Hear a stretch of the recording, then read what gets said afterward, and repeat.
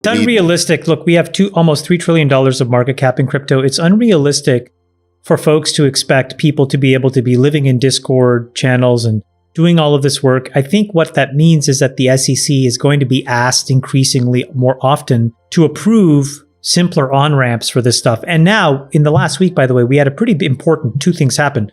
Both Jerome Powell and Gary Gensler basically said, crypto's here to stay, and we're not going to ban this stuff. And so hopefully what it means is that you get some ETFs passed in the United States.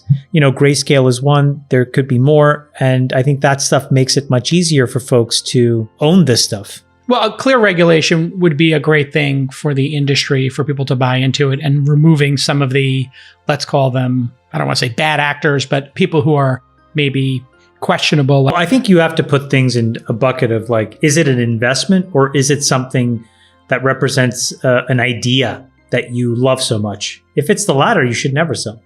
If it's the former, yeah, you got to manage risk. Or rather, is it a trade or is it something you want to own? By the way, let me just clean this up because Solana was not a direct investment for us. What we did is we invested in a crypto venture firm called Multicoin Capital.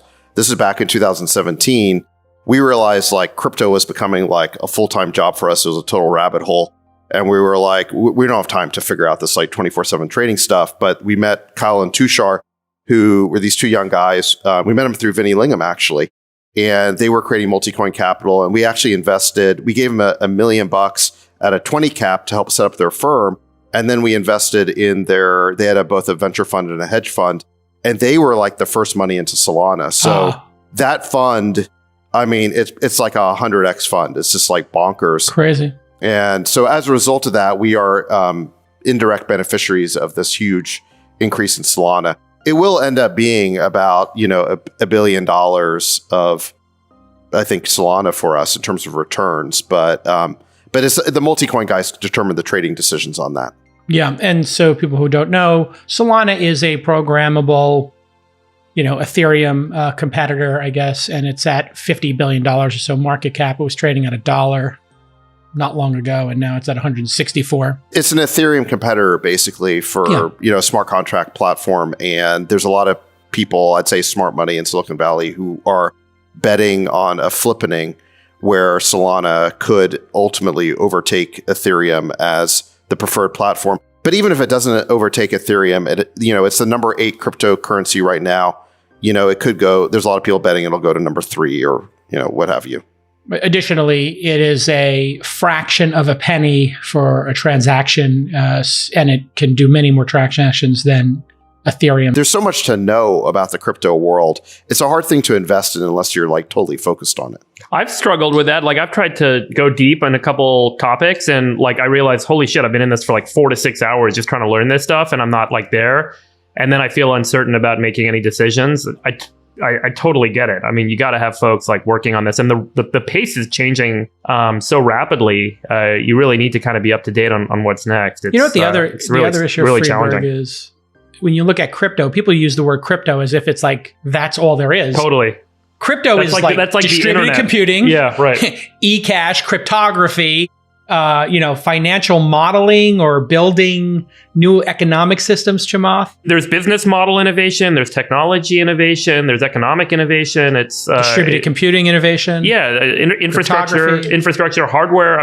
There's quite a lot of layers of activity. Chamath, are you spending time in crypto yourself, or do you have people doing it for you, or how are you kind of? Yeah, we have a lot of it, a lot of everything. So yeah, we have things. But do you go deep yourself, Chamath? How do you spend enough time to really get up to speed on all the goings on? I cherry pick and I snipe, and opportunities where I get intellectually curious and jump in. But a lot of the credit goes to my team. There's a couple folks that spend a lot of their time in it, and we've had a couple people do extremely well for us. Similar to David's story, back in the day, I invested in Barry Silbert and DCG. Second market Barry Silbert. Yeah. And, DCG is now, I don't know, I'm guessing a $20 billion company, maybe more. I don't know. So how does it mechanically work with your team? They are investigating opportunities and then they come to you and bring you,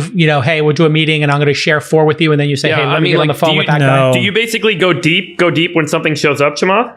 No, so basically what happens is they have carte blanche to do whatever they want. And what they're typically doing is they're working with entrepreneurs to seed projects and, to get projects off the ground. And then at some point when those projects become large enough, then they'll issue tokens and, we'll get a certain allocation of those tokens. And so we've done that for, call it, I don't know, some number of projects that we think are valuable. Then along the way, they'll have certain views on Bitcoin. They'll have certain views on Ethereum. They'll have certain views on Solana, and we'll make capital allocation decisions. They tend to have the ability to do whatever they want. And then what I tend to do is just think about when it gets above, to me, I need to see the chance to make at least, in the rough justice around, $500 to $1 billion. And then I'll get involved. But otherwise, they just kind of run the whole thing. Let me ask you guys a question here. When you look at the market caps of these projects, it seems like things are changing. Cardano is number 3 now. And Tether still remains number 5, XRP still number 6, but Solana... I would encourage people to not look at it like that. I think looking at it as a rank list betrays what it is. So, I'll give you a simple example. Let's compare the fate of 2 projects. Or actually, right now there's a distributed form of Discord that's being built. Discord, the chat app, very popular amongst gamers. In a completely distributed way with an integrated crypto wallet. Because if you look at Discord, it's really 2 cohorts of people. There's gaming and there's crypto, right? So, those are the 2 big ones, yeah. So, that's an example of a really interesting product that has some real potential. Then if you look at something like DeSo is a decentralized social programming framework. Then if you look at something like Helium, that's completely about building a large distributed, connection of on-ramps to the internet, so internet connectivity. So those are 3 completely different ideas with 3 completely different paths to success. If to invest in those tokens, you have to believe in 3 totally different sets of things. Yes. So to look at it on a rank list and just buy something because it's cheap is stupid. No. My question I'm just going to be wasn't blunt. It's stupid. Don't do that. No. That wasn't really my question. My question was, we have an extraordinary number of the public who've invested in Bitcoin and Ethereum as number 1 and number 2. And those projects feel maybe stagnant when compared to the dynamism of what I'll call, the projects launched in the last 3 or 4 years. Because they're at a different, but you're talking about confusing. Again, that's what I mean. Those are layer 1 protocols, right? Meaning they are at the core substrate of how all of crypto is going to work. Then you have these other projects that build on top of these things in different ways or build around them. So my point is, if you don't want to take the time to understand which layer 2s you want to own and which layer 1s you want to own and why, I think you're much better off. I understand your point. My point buying an ETF or something else, because there are ways to own these things. So for example, David, Solana does not need Ethereum to exist. So my point is, do we see a day when this, the past decade has been about Bitcoin and Ethereum? Do we see a day when maybe people stop buying those and start buying these new ones? Anything's possible, but here's the evolution in our thinking. I mean, the first step was realizing, okay, we need to own Bitcoin. Why? Because, there's now enough evidence where a decade or more than a decade into this, nobody has been able to essentially counterfeit a Bitcoin. It is, new money. It is better money. So I'm not going to convince people right now of the argument for Bitcoin, but if you believe in it, that's sort of the first step is you realize you really need to have 1% to 2% of your portfolio in Bitcoin in the event that fiat money sort of becomes debased and eventually you move to crypto. Then you realize, well, wait a second, Bitcoin is just one application of blockchains. There's a bunch of applications of blockchains. So maybe we need to own not just sort of, digital money, but we also need to own the underlying blockchain platform. And that leads you to Ethereum.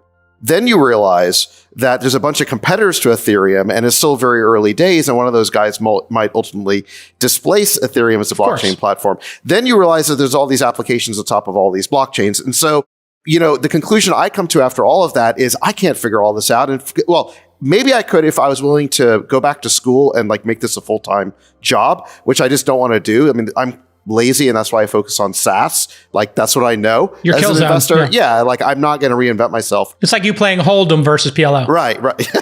Right, exactly. So, but this is why we partner with Multicoin Capital. So what I would just say is like the idea that you as an individual investor are going to like, pick off the one cryptocurrency here or there to invest in. I mean, that's going to be a lottery. I would find a manager basically who is really good, who has a track record, who understands this stuff. Our approach is to hire very young, extremely technical computer scientists and mathematicians to basically do the work.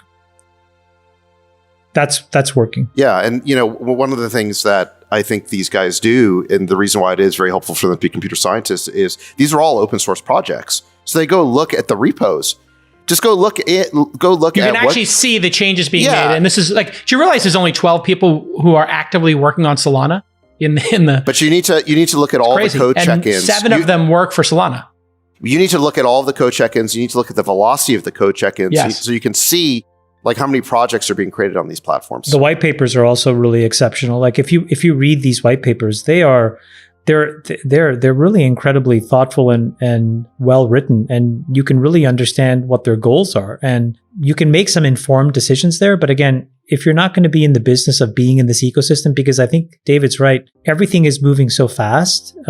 What's successful today could be just a dog tomorrow, and vice versa. That I think speculating in this market will not only will it be super volatile, but more than likely you're going to lose all your money. So I would encourage people to not speculate in crypto. I would encourage you to figure out an elegant way of having an abstracted bet, if to the extent you care about it.